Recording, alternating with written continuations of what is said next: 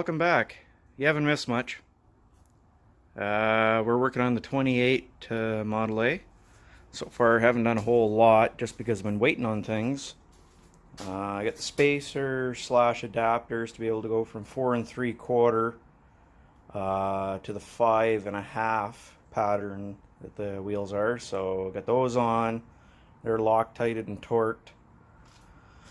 I pulled the top half of everything apart here so I could have a look, because I knew it had been sitting outside for quite a while and, well, it doesn't do anything any good. So I pulled the valve covers off, and it's a little crusty, but we'll make it work anyway. As you can see, I got a gasket set for it, and valve cover gaskets, everything. So we'll clean the intake out before it goes back on. Ordered a rebuild kit for this sucker. The secondaries are actually seized right now. Go ahead and get that stuff done. And then I've been kind of over here. I got the alternator off, which, well, it's in kind of sad shape. So I got a good used one here that we'll put on it. Got a good used vacuum secondary. Basically factory distributor for an HEI ignition. So got a new cap and rotor for it, and I'll change over the coil and everything. That'll give us some ignition. Yeah, so we are making some progress, albeit slow, but progress. Next thing I'd like to do is go ahead and bleed the brakes on it. I got to weld the brake pedal on to do that. And after we have brakes, I can put it up and we can measure for the drive shaft, which should be interesting to do. Okay, so we got our intake on. So this is a rough drawing just to kind of give you an idea. That's the sequence. So 1, 2, 3, 4, 5, 6, 7, 8, 9, 10, 11, 12. And the general consensus is anywhere from 25 to 35 foot-pounds is the torque with an aluminum intake and cast iron cylinder heads. So I'm going to split the difference and go with 30 foot-pounds. So I got my torque wrench set, and I've already snugged them down by hand.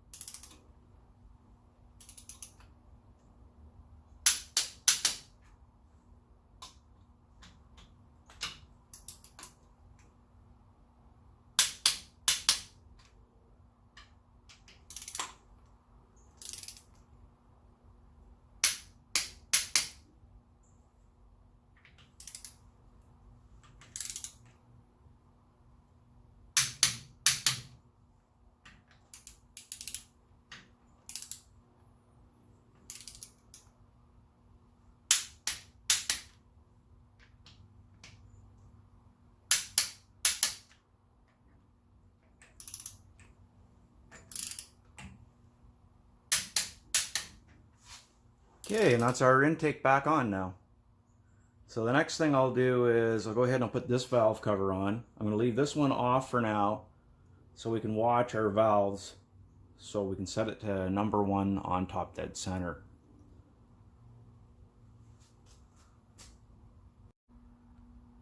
Okay, so the torque for these is 90 inch-pounds, which is about 7.5 foot-pounds. Okay, now I already torqued these. I just wanted to go over it again.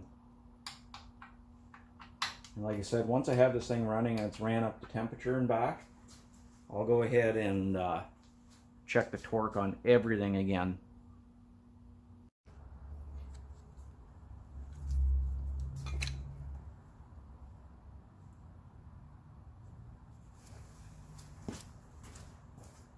Alright, so I decided maybe I should drain the oil out of this. Just be conscientious. So we will see what comes out. Like I said, I don't hold a lot of faith in this.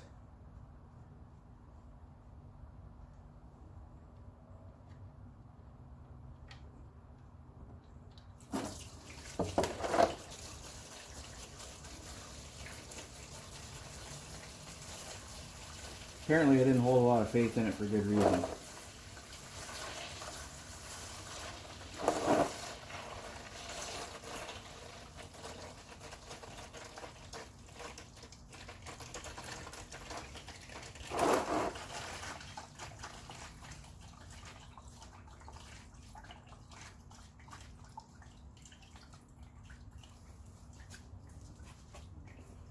Well, that's not good.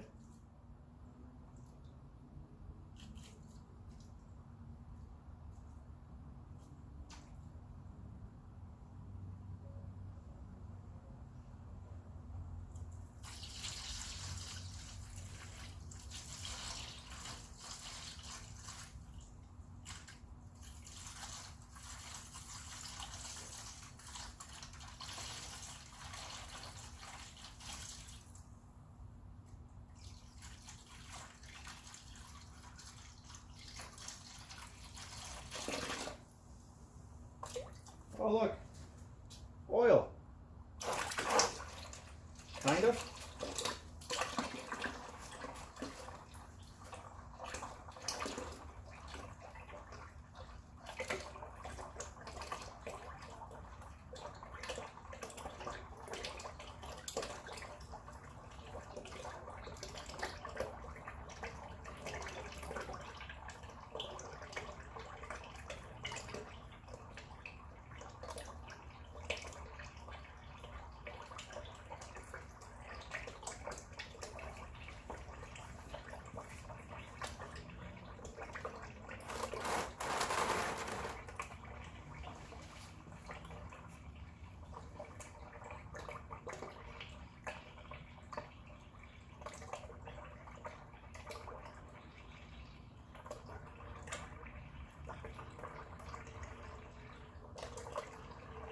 If only you could smell that.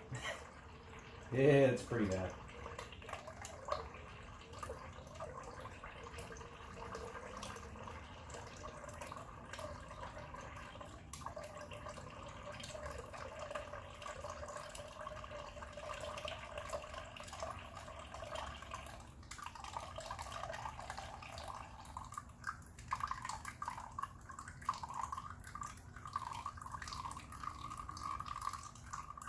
Certain thing, maybe we should take the oil pan off.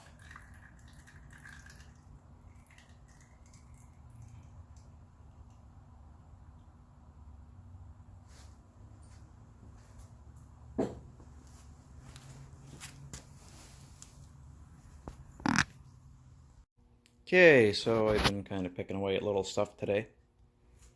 I put brand new plugs in it. They're just Delcos. And I get the distributor in, and I've set the base timing. So right now, it's on number 1 top dead center of the compression stroke.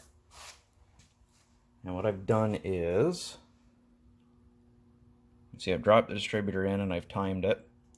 So if you have to move it for any reason to get it to line up, just a long screwdriver goes down in the oil pump drive and you can rotate it. I didn't think to film that because, well, I don't know, I'm stupid or something. So what I've done is, on top of the HEI cap, this one right here, this terminal is number 1. So I've taken it so that the rotor is on number 1.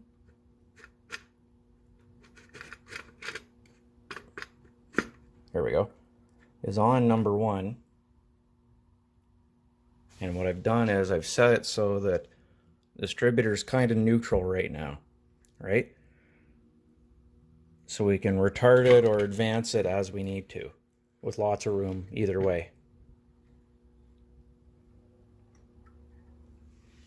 So I'll go ahead and I can pop the, like put the wire back in the distributor, and I can go ahead and put all the hold downs back on.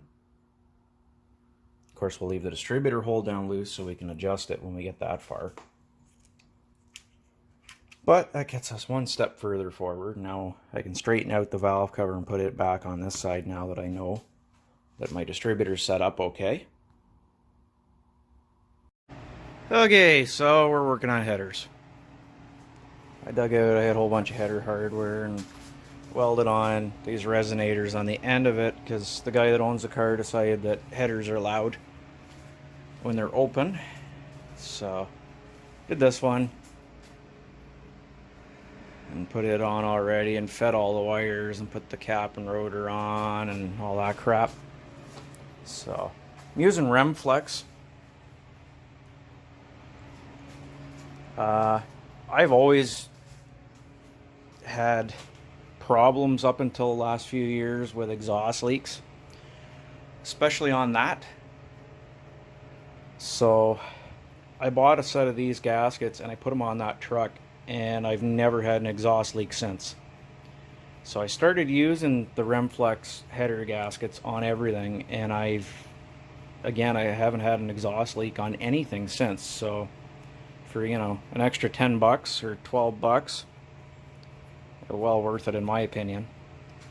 So we'll go ahead and, so one of my tricks is, these are just a set of standard 3/8 bolts. I just cut the heads off and then I just put a little slot in it so you can back it out with a screwdriver, because that way it holds your gasket on and it'll hold your header on.